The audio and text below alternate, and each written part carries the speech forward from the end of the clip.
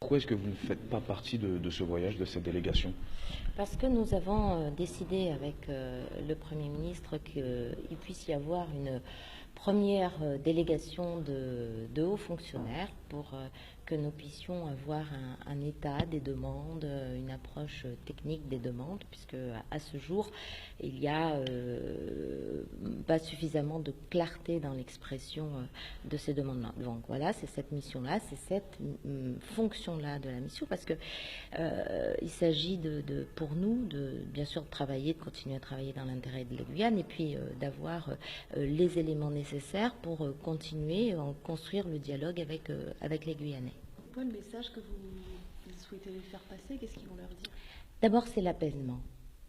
Il faut qu'il y ait l'apaisement pour la discussion, pour le travail, pour la Guyane.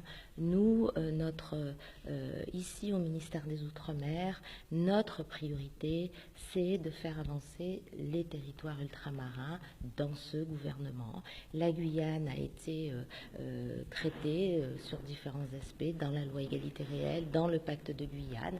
Alors, nous devons continuer notre travail. C'est ce que nous voulons faire là, mais dans le dialogue, dans la co-construction, c'est la méthode que nous avons utilisée depuis le départ, y compris lorsque nous construisons le pacte de Guyane, y compris lorsque nous portons des mesures dans la loi égalité réelle. Donc il faut continuer là-dessus, dans l'intérêt de la Guyane.